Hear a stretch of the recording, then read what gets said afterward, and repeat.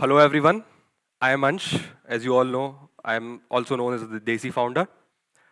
It's a privilege standing in front of you all and talking about something central to both our identity and our survival, agriculture. In India, agriculture isn't just a job, but it's a way of life where more than 42% of the Indian population is involved into this important vital sector. But right now, this industry is facing some major climate challenges. The farmers who are the backbone of this industry are facing challenges that they have never seen. According to a survey report by Feed in partnership with DIU, the survey report shows 41% farmers loses their crop due to drought, followed by 32% due to irregular rain, including unexpected rains, and 24% due to early withdrawal of rain or due to late arrival of rain. You will hear that how big is the problem. But this isn't the first time India or the people of this land have faced such problems. Additionally, this report also shows that 43% of the all surveyed farmers end up losing half of their crops. Our ancestors have dealt with these challenges with great resilience and creativity in the past. Indian agriculture can be traced around 9000 BC, and weeds and pests can be traced in the Atharva Veda as well. Vriksha Veda, which is also known as science for plants, or we also know known as Ayurveda of plants, is a treasure of knowledge where multiple practices like crop rotation, soil management, water management are already given and present. As we move towards the Indus Valley civilization, we can see practices like crop rotation, as I mentioned, intercropping, which are even relevant today, even we can see today. Not just these practices, but water conservation methods, irrigation methods like canals, reservoirs were built to provide water to the semi-arid areas so that agriculture can be done over there as well. Not just this kind of water management systems, but a term called mixed farming where plants and livestock are grown together. This helps them to decrease their dependency, complete dependency on a particular crop, and helps to survival of their life. We have also seen biodiversity, which is a very important part of that particular time, where not just indigenous crops, climate-resistant crops like jowar, bajra were grown, but they were also used to feed humans and then as a fodder to animals. This ensures security for food for humans and ecological balances. They also used to practice buffer zoning, where multiple trees and plants were planted around the border of the farms, so that the disease cannot transmit from one farm to another farm. Also, this was a place for many insect birds who were grown, who sustained their life over there, all using sustainable practices. But as we move forward towards the modern India, modern world, modern agriculture, we have left this time-tested practices and moved toward the unsustainable practices.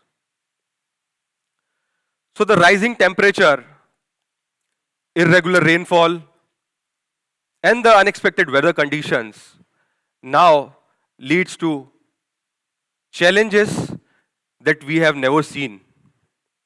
This lead to drought in some areas, this lead to flood in some areas. Also followed by chemicals, fertilizers and pesticide, who decreases the soil fertility, who increases the input cost of the farmers, are the major issues. This is not only about the farmers, but about the soil, where the soil degradation happens. We use plants like paddy, sugarcane, which are water intensive, which needs more water to grow. So let's take an example of a crop called paddy. So in India, to grow 1 kg of paddy, it needs around 2400 liters of water. And the total area cultivation of paddy in India contributes to around 4 to 5 million tons of methane, which is equivalent to 100 to 125 million tons of carbon dioxide. Not just the cultivation, but in India, burning of paddy is also a big problem. Around 32 million tons of paddy burnt annually in India, which leads to around 22 tons of emission of carbon dioxide. And if you calculate all this together, the cultivation and the burning, this is equal to all the emission done by cars in India. That is about 90 million cars were registered in 2023. So how big is the emission? How big is the problem? So this problem really needs an urgent, alarming situation, really needs an urgent solution that not only sustainable, but also needs a vast scale. So when we talk about the scale, we imagine about the technology. We need to take inspiration from the past. We need to blend it with the modern technology and create a solution that will be sustainable for lives to come. So what are the technological innovations we can do? The first is smart and precision agriculture, where we use GPS, drones, IoT devices, and even AIs to get data-driven decision, where farmer gets data about their crop, real-time data. They get pre-insist about their crop so that they can take precautions. Let's imagine a soil where a moisture device is installed. So you will get to know how much moisture is there in the soil and how much water you need to give. With this, you can save the water. If you get early detection of the pest, you can end up solving the pest disease with minimum amount of chemicals, pesticide, or any solutions that you use. We need to form some climate resilient crops by using the process of breeding or genetic modifications. We need to focus on indigenous crops. We need to prepare some species which needs less water, which needs less time to give the production.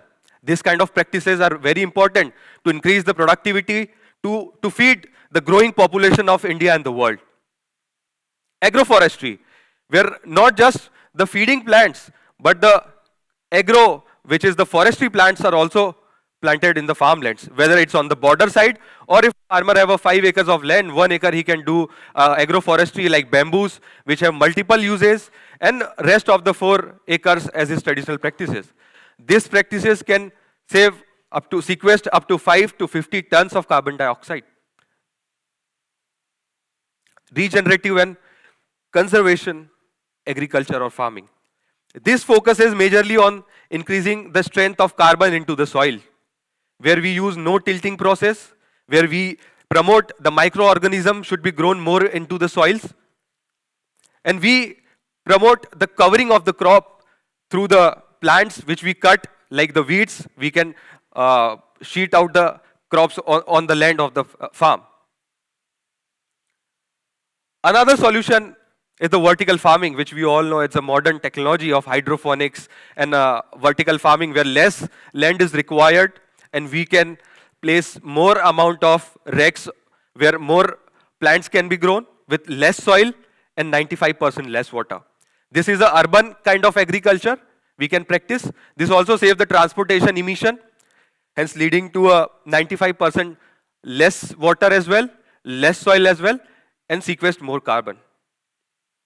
Sustainable water managements are very important. As you can see the picture of solar pumps, this kind of technology can be used, which saves energy as well, which saves water as well. We can use irrigation devices nowadays, which controls the flow of the water, where a limited and required water can be served to the plants. Organic and natural farming. This is a very important part, where the use of the chemicals, where the synthetic chemicals, pesticides, and fertilizers should be decreased. Natural processes should be increased. This doesn't mean that we don't use technology in organic, it's just a traditional form. We can use technology over there, but it should not promote the harmful chemicals into the crop. This has the global demand. It emits 50% less carbon as compared to the traditional farming practices that we are doing.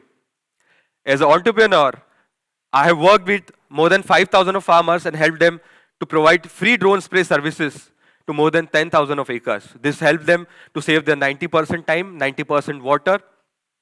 Not this, but also saved 2.5 million liters of toxic water. This also saves their time, as I mentioned. They can get involved into different practices like aquaculture, animal husbandry. This overall increase their income level. Not just into drone facility, but in Agriva, we did work with 8 clusters, where we have 500 farmers in each cluster. We are working over the land of 10,000 hectares. We are helping farmers to practice NPOP, NOP standard, which are international standards of organic farming. Not only practicing, but also helping them to get certified. This helped them to decrease their production cost up to 30%, increase their productivity with 21%, and also increases their overall income, their net income up to 57,000 per hectare. So this is not, a responsibility of an individual farmer or the entrepreneurs in the country, but it's a collective responsibility of we all. When we talk about globalization, when we talk about global, this is important. When we are facing such climatic challenges, we all need to come together, where it is government, private sector, or the civil societies. Government need to form some incentives for the farmers who are practicing this kind of agriculture, sustainable agriculture. They need to award them with this, they need to award the farmers who are doing this excellent work for the country, not just for growing the food, but also helping the environment. We also need to work together, not just nationally, but internationally. As Indian, our culture was always global. We talk about Vasudhaiva Kutumbakam, we talk about Vishwa Ka Kalyan in our past. So not just Indian farmers, not just alone India, but all need to come together. Our Indian farmers need to represent towards the international platforms as well. Education and awareness is the very important role plays over here, where time to time education to the farmers, time to time help to be given to the farmers. So as we move forward towards a sustainable world, let's envision an India where food not only help us to survive, but also enriches us. Where the water is clean, the soil is fertile, and the air is pure for generations to come. This isn't a dream far off, but it's a near. We all can make it together. We all need to come together. We need to take inspiration from the past, innovate for future, and come hand in hand together to create a solution that are not just sustainable, but scalable. Many problems can be identified during the way. Many problems we already have faced in the past, and we will see in the together.